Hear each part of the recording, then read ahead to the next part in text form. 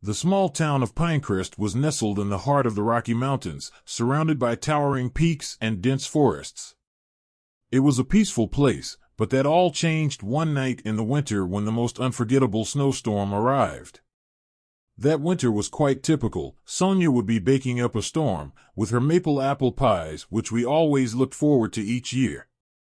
And who can forget Earl? The town drunk would be belting his rendition of Home on the Range, on the top of his tractor with a bottle of whiskey, until his son Randy, who worked the graveyard shift at the pumps, would be home to yank him down if he hadn't passed out by then. And like any other mountain town, we had the occasional tourist dropping in for an epic ride down the slopes. The morning of the 15th began with clear skies, the snowplow was out bright and early to clear the roads, and the town was bustling as always. By the time lunch rolled around, however, we began to notice a shift in the atmosphere. The skies grew dark and the winds began to pick up. The horn went out and the announcement was made to shelter in place. I was stuck in the lodge along with 3 out-of-towners and Norma, as I went to make a delivery for her. We have seen our fair share of snowstorms growing up in Pinecrest, so we weren't too concerned. The 3 guests, however, were bummed about the prospects of a ruined vacation. As the hours passed, they started to ask questions about the town and Norma, and I made our traditional turnip stew for them and swapped stories about travel and where they came from. It was going well. That night we all went to sleep hoping the storm would have passed by the morning. The snow, however, was piling up on the ground and seemed to not have let up all night. The snow was blocking all exits. Then the other thing to happen was the power going out. Norma realized that the wood she had brought inside the day before would only last another 2 days if everyone stayed in one room for that time. She announced to everyone they would have to camp out in the main lobby and asked them to bring down from each of their rooms a small bag of necessities to wait out the storm. As the hours ticked by, they each began to notice something outside through the corner of their eyes. "Someone is out there," one of the travelers exclaimed. Thinking it could be Jimmy on the snowplow coming to clear us out, but looking out the window, I didn't see anything. There's no way I could miss that neon orange plow on a regular snow day. However, it looked as if I was on a blank sheet of paper. There was nothing to see. I listened for the roar of its engine, but it was clear, not even Jimmy wanted to be out in this.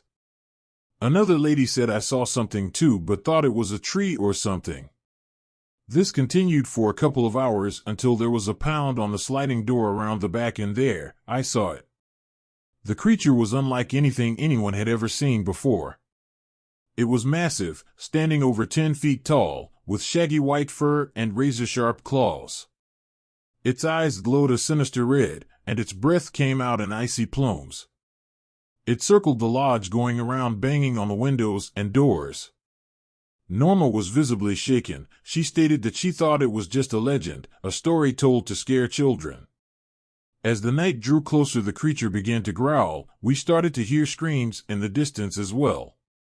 Everyone was terrified. One of the visitors decided she would take her chances upstairs, as she believed the creature would break in downstairs. Later that night, whilst everyone was sleeping, we heard a gut-wrenching scream. I jolted up and realized it was coming from upstairs. Without uttering a word, we all turned and looked at each other, and as if we all agreed, we leapt to our feet and rushed upstairs. We heard a grunt coming from the other side of the door. The creature must still be in there, I thought. Before I could speak, Drake, one of the travelers, burst open the door. We only saw the tail end of the creature going through the window. Looking on the bed, we could see only smears of red all over the sheets, not enough to confirm she was dead, but significantly wounded at least.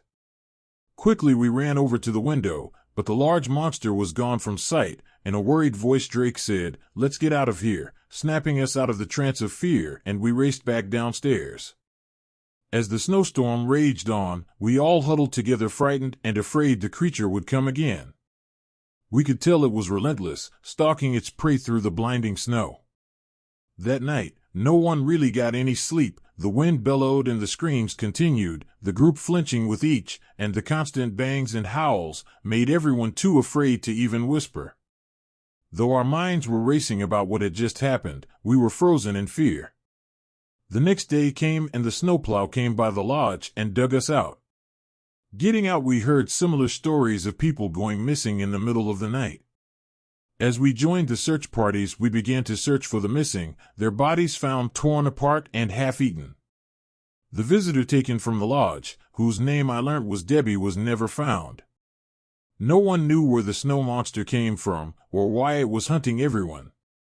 Some said it was a cursed spirit, others believed it was a genetic experiment gone wrong. But one thing was certain: it was deadly. Later that same day, a group of hunters decided to take matters into their own hands. They armed themselves with rifles and pitchforks and a few dogs, and they set out into the wilderness, determined to kill the beast. The rest of us stayed back, attempting to do some cleanup and setting traps in case the monster returned. We set snares and a few bear traps at the edge of the forest and beneath windows. We made sure to work in pairs so the one person could be on the lookout while the other set the traps.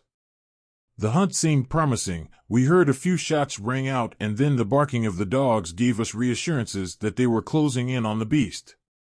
But the snow monster was cunning, and it knew the terrain better than they did. The shots were warning shots because the men were scared, and the sense of the creature close by made the dogs bark. Failing to get proper footing and unable to track the creature properly due to the thick snow, it picked them off one by one until only a handful remained. The first one to go was Bob. He was lagging behind because of a bad leg injury he sustained, trying to fight the creature off Martha, his wife, who was taken the night before. As they stumbled through the snow, the 6 remaining men decided to make one last push, then return to town before they also suffer a similar fate. Danny thought he saw something move at 1 o'clock and fired in that direction. It seemed to have done no damage. Their weapons useless against the creature's thick hide, they realized that they were doomed. The snow monster had won. Percy, the most experienced hunting dog they had, took off down the mountain in a frantic scatter, and the group followed. But whether it was the cliff, the snow, or the monster, only 4 of the men made it back down to the village. And so, the legend of the snow monster lived on, a cautionary tale for generations to come. No one ever ventured into the mountains again, for fear of what lurked in the snow, and battening down for a snowstorm from that day on had a new meaning.